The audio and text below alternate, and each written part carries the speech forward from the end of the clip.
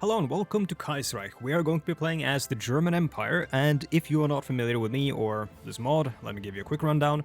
My name is Reda, I do history, strategy games, generally speaking. I have a degree in history and I'm working on a second one, a master's degree in history. And this mod is a mod in which Germany won World War I. Now you might think that that puts Germany in a very advantageous position. In a sense it does, but also it puts Germany in a situation where its economy is very vulnerable. It is very vulnerable to fluctuations in the world economy. And as we know from the real world 1930s, the economy in the 1930s is not especially stable. So, I've played the German Empire before. If you watched my channel from the beginning, you probably have seen my old series on it. But that series was back when I barely had any idea what I was doing. It was my first Kaiserreich Let's Play, and audio quality was different. Pretty much all those videos are demonetized at this point, and one of the videos is not even accessible in every country because of copyrighted music in the Kaiserreich music mod. So instead, we're using the vanilla music, and we're going to be doing this again. I've set up the military so that I've sort of got an idea of where the armies are going to be. I didn't do all of it because I want to do some of it for you. But Germany has such a massive army, something like almost 100 divisions, I think, at the beginning of the game. So we need to do a lot of finicky stuff there. Same with the Navy. The Navy, the Kriegsmarine, is the biggest navy in the game, as far as I'm aware. Possibly only contested by the Republican Navy of the Union of Britain. So, of course, in this mod, since Germany won World War I, a bunch of things happened that didn't happen in real life. Like, for example, there was a revolution in Britain, and they are under a syndicalist government, which means that it's all sort of, democracy is all based on the unions and the workplaces. And there's democracy in the workplace, and, you know, the workplaces elect their union representatives, and those union representatives go to the trade union congress, and that's where the decisions on a national level are made. Something similar has happened in the Commune of France, except it's all based on the communes, the cities, or the municipalities. And, yeah, there's a lot of interesting stuff in this world. United States of America is just United States of America, the British royalty is in exile in Canada, and we're going to be fighting a bunch of these people eventually. So, first things first, in every playthrough, do the standard research, mechanical computing, industry, basic machine tools every time, so that we can start the snowballing process in which our industry gets faster and faster, reinforce rate, not that necessary.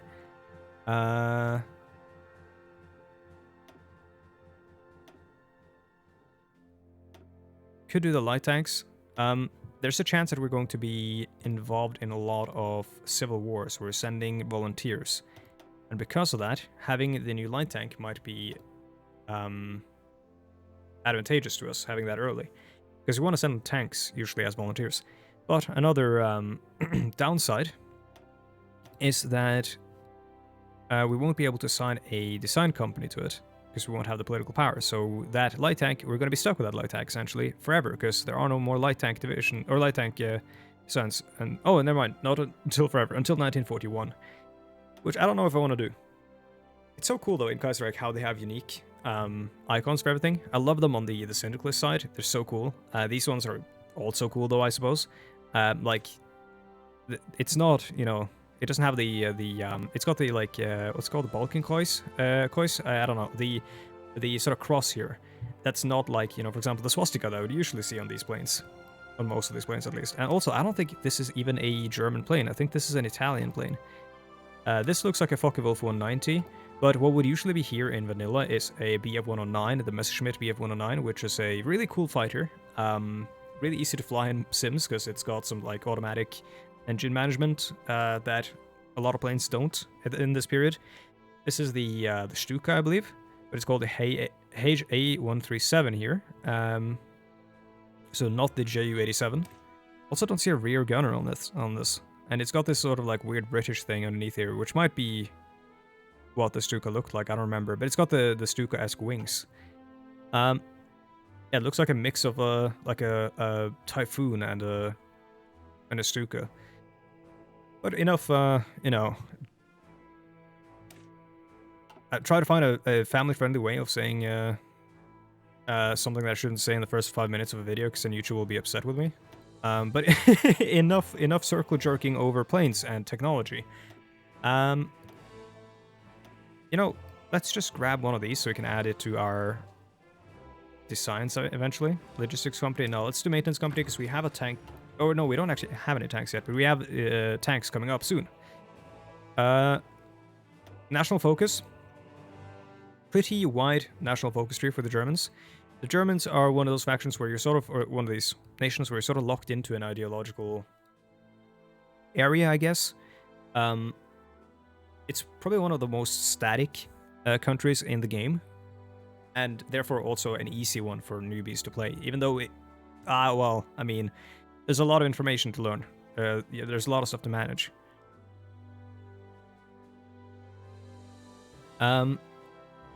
But unlike, for example, or unlike most countries though, it can't sort of...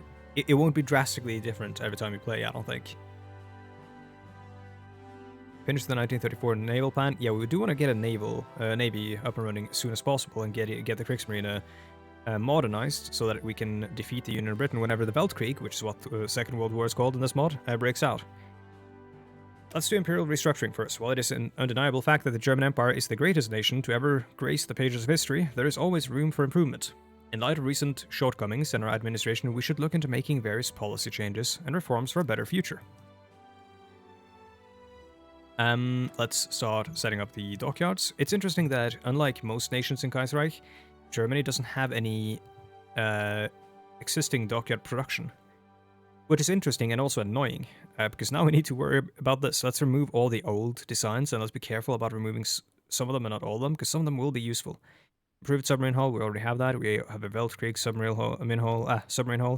Weltkrieg meaning the World War. Large submarine hull. Yeah, we got some large submarine hulls. These are probably going to be mine layers for mine laying, depending on who we fight. Mine laying potentially off of the American coastline, or depending on what happens in America. But we're mostly going to rely on improved submarines, I think. And you know what? Let's just set up... Actually, no. Let's set up the big ships first, because they could take a long time to build. We have the Mars class, the improved carrier hull there. Let's remove the converted stuff here.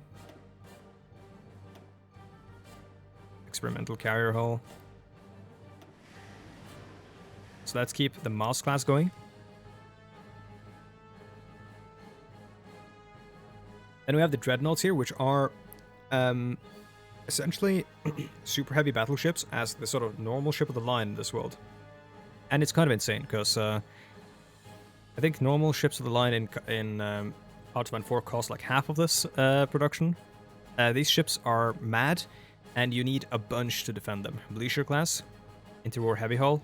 Bleacher was a cruiser in real life that sank in the Oslo fjord, or on the way into Oslo, I believe, during the invasion of Norway in 1940.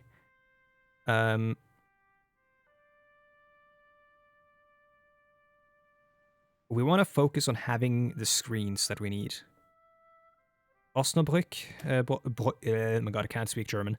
Osnabrück class, or Brück class. Osnabrück, the ship looks like a decent medium cruiser. No names. Just best match, I guess. Armored cruiser, this is very heavy and not a lot of guns. Kind of terrible design. We can't really edit them because we don't have any naval experience yet. Bremen class. I'm trying to find like the best basic stuff we can actually just keep making. I think the Bremen class is what we want to keep pumping out. That and improved light ships. Destroyers and cruisers you can never go wrong with. The T-214 class.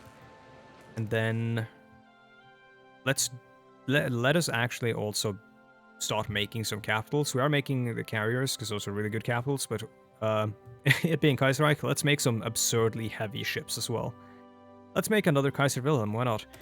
Oh no, actually, I don't want to make another Kaiser Wilhelm because I want to maybe improve my tech before I start building another heavy ship, because that heavy ship is going to take so long to finish, and then I don't want to just immediately refit it. Revived armored cruiser, Prince Eugen.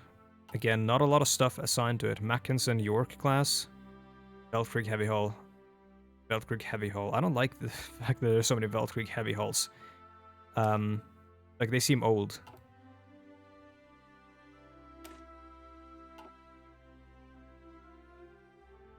Interwar heavy hull, yeah.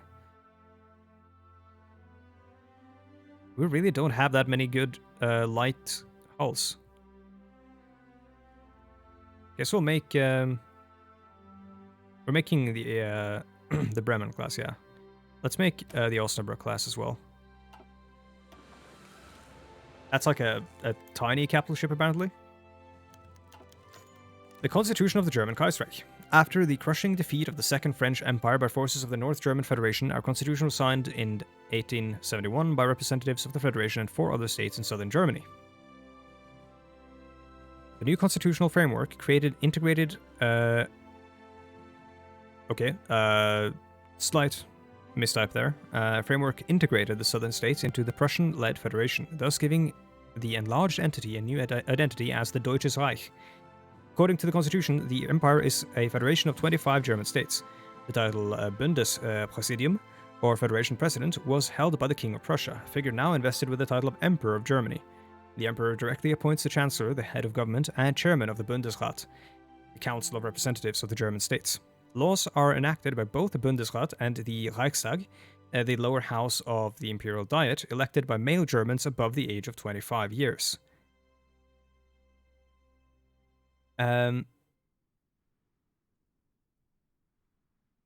Just trying to like wrap my head around this a little bit because I want to talk about it as well, because you know I've got a history degree and stuff, and this is interesting to me. So the he appoints the head of the government and the chairman of the Bundesrat. So, and laws are enacted by both houses. Or both chambers. That's kind of strange.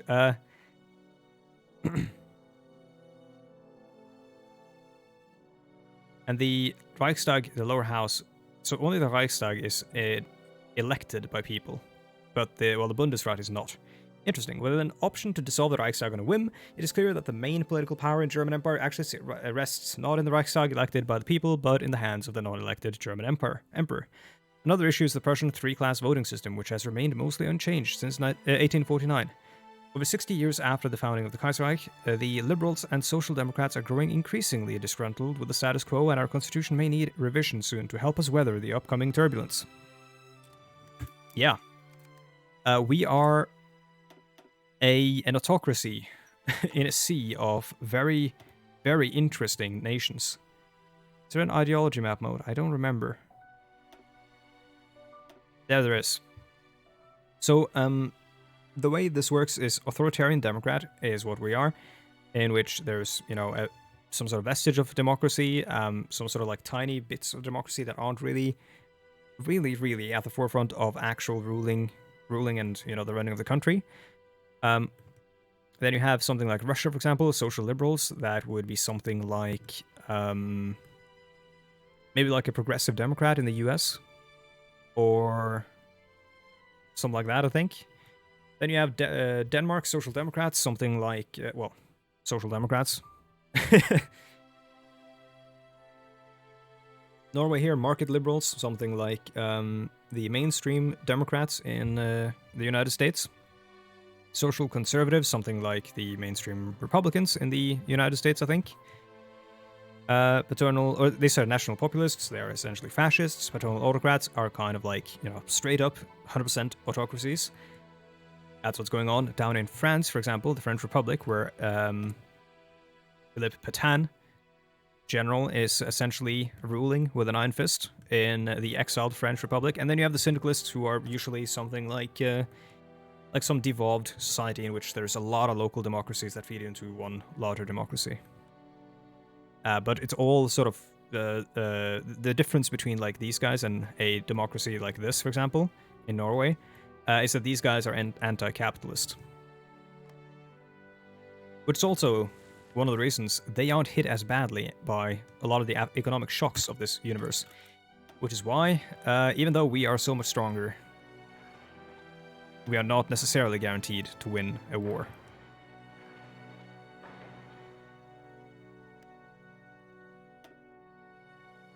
So there's going to be an autobahn, I believe, that will help improve our infrastructure here, but I want to do it anyhow.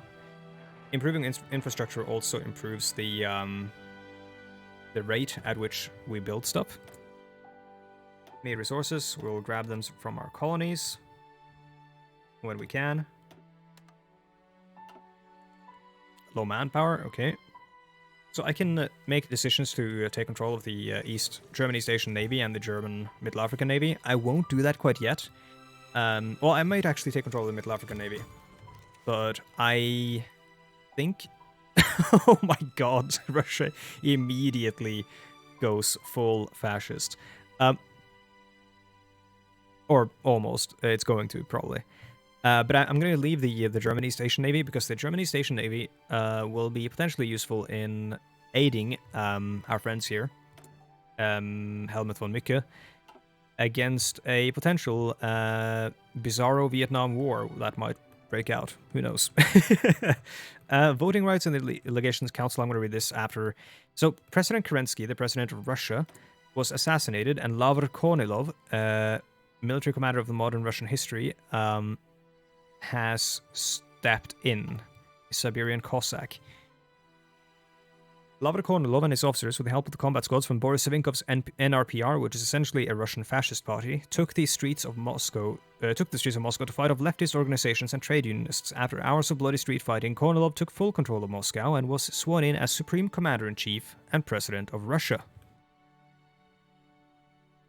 Voting rights in the Legation Council. The Legation cities... the Legation cities are essentially a bunch of cities out here. Set up to... Oh, no, those are our colonies. These. Set up to allow for trade in and out of China. It's kind of like a colonial imperialist, like Western foothold in China. Led here by Nelson T. Johnson.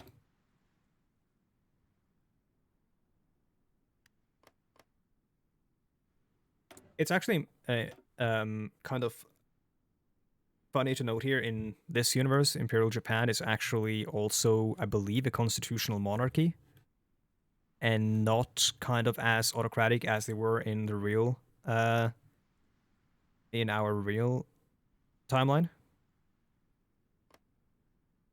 But they can go kind of insane.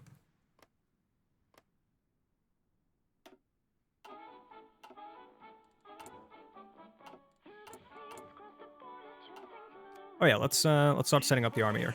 So I've named them. So these are the first Kraftwagen Corps. God, I can't say it. Corps. I might just roll the R's like a normal Norwegian would, as I am. Let's see, Erich von Manstein, armor officer. Nah, maybe we want a. Do we have anyone with combined arms? Probably not. So we might actually just have to grab or like create one.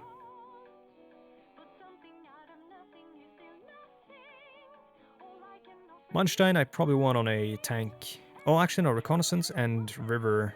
No, yeah, I probably want him on a tank division. Walter Model. No, Günther von Kliege is also good for panzers, for tanks. There's so many good tank guys here. A lot of skilled staffers. General Max Army Size is really good. Not good for... So these guys are going to be our infantry powerhouses, I think. Wilhelm Ritter von Lieb and Erwin von Witzelben. Or Leib, I think, actually. Albert Kesselring will also be infantry. Cavalry leader. Motorized attack. Okay, yeah, there we go. Eberhard von Mackensen. It would be interesting. There we go. Motorized mechanized defense. I don't have enough command power to assign it. It would be interesting to see how similar to... What is going on with those symbols? What? Why are there, why are those on these? These aren't meant to look like this. They're meant to just be a triangle. It would be interesting to see how similar to what I did in my original playthrough of this. Like how similar things go in terms of my organization and everything. So I've got the cuirassiers, which are cavalry. And the cuirassiers I will just use... I think I'll use these symbols as well for cuirassiers. So this essentially denotes them as cavalry or motorized.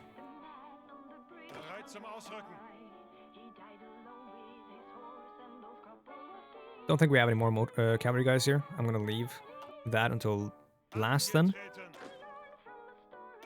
This is gonna be the first army.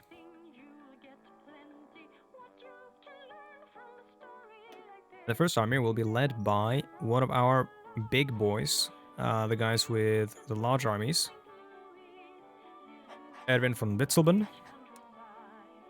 Because this army is going to become huge. It's going to stretch all across the Siegfried and... yeah, the Siegfried line here. And then... well, that might actually be the Siegfried line. No. Yes. Yes, that might... that is... no, it's not. Definitely not. This is a different line. What line is this? Siegfried line is here, I think. And this is... no, Siegfried line would be here. On the inside. Including this, I think. And here. It's basically like a bizarro... oh, what's the French defense is called again? Maginot line? It's like a bizarro German Maginot line, I think. So the first army will be using this sort of icon for them. Just because it's easy. We could do this. And then make the color be red, I guess.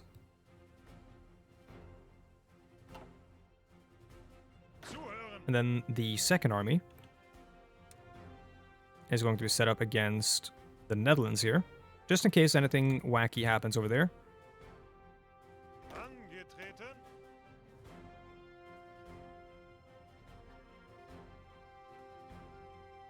We should also at some point give these armies actual names.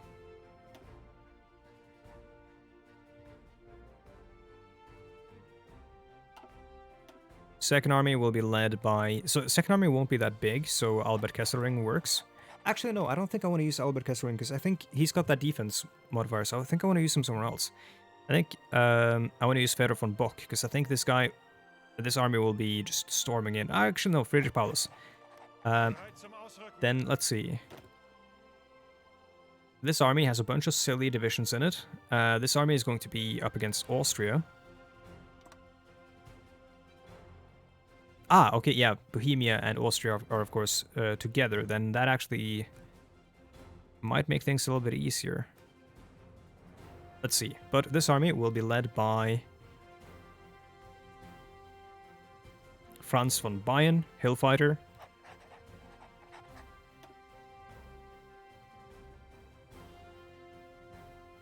And his icon, I guess I'll use this. Well, actually that becomes another red army. Let's just do a normal one like this, and you will be green. So this is the third army.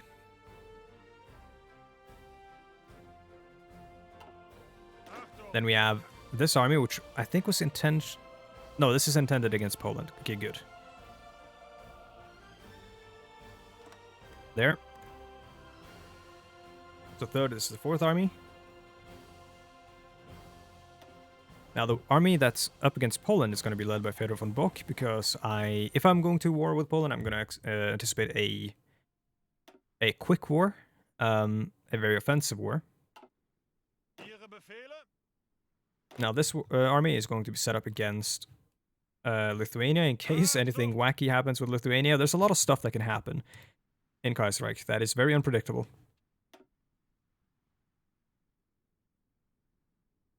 And you will be led by Hermann Hoff. Why not? He has good traits for gaining other traits, gaining experience and stuff.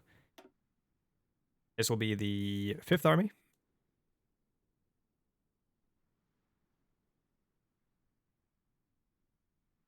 Let's unpause while we do this, by the way, so we can have some stuff happen.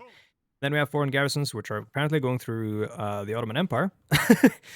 This is a foreign garrison that is sent from Germany that's going to go to Madagascar. We also have our Marines over here in Madagascar. I might leave them there for now. The reason for that is that they may have to fight in East Asia. Oh, the Totalist Charter. Mussolini, Valois, Ultramare, and other interested parties arrived in Birmingham today to discuss their common ground. It has been agreed that Maximism, Sorellianism, and National Syndicalism all share basic principles of the state's primacy in the socialist struggle, the role of national identity within the state, and the importance of strong central authority to preserve and build socialism. The character also claims the socialist state is the final stage of human development, and that democracy is not necessary to achieve socialism. These statements have drawn great criticism from other socialist factions who gave it the name totalism as a play on totalitarian socialism, which has been eagerly accepted by mostly who added it to the manifesto's name, attributing it to their total commitment to socialism. If you want to see more about this, and hear me talk more about this, you should watch my other series where I'm doing the Union of Britain as Oswald Mosley here, who in our timeline was leader of the British Union of Fascists. A very terrible man. His career basically ended, I believe, at the Battle of Cable Street, where his like 5,000 fascist goons got beaten up by 100,000 or something. No, I don't think it was that many. Maybe it was. No, I think it was that many actually.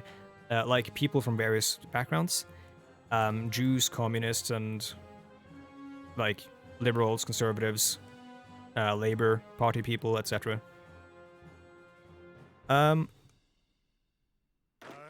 Foreign garrison, you're going to be added to the foreign garrisons list there. Special forces here, the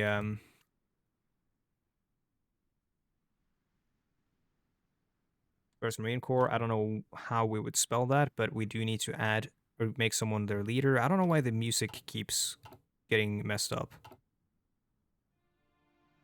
It's been happening for a long, long time. So I think Erich von Manstein actually might be a really, really good Marine leader because of the engineer and stuff. But I think he's kind of wasted on just a tiny... Actually, no. Well, attack planning. I want heavy attack on any sort of Marine leader. This is such a different... Fortress Buster is also good if they have... Oh, actually, Gotthard Henrici with Fortress Buster there, because that's really good against naval forts. But yeah, this is such a different Germany from the Germany that, you know, all their experience and everything comes from within their borders and stuff. This is like, we now have an overseas empire, we have like Marines and stuff, even though not that many. Let's use a cool icon for the Marines. Let's use this icon, I suppose.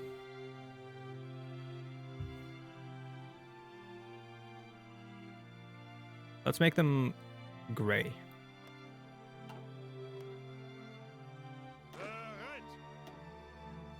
Now we can assign some people to the cavalry here.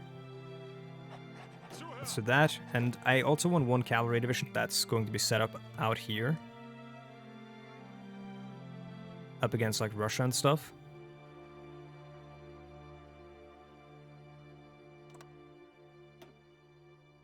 And this one will be led by... Why not hit this guy? Georg von Kieschler.